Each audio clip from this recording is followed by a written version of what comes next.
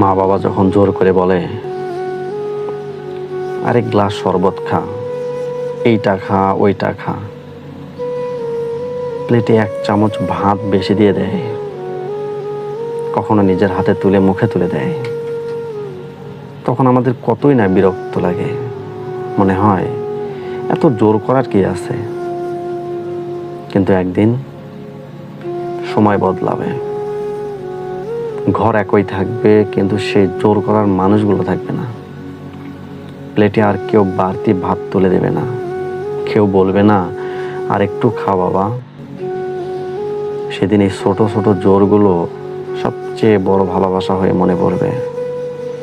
চোখ ভিজে যাবে, বুকটা হাহাকার করবে, কারণ এই পৃথিবীতে মা বাবা ছাড়া আর কেউ এমন করে খাওয়ার জন্য জোর করে না।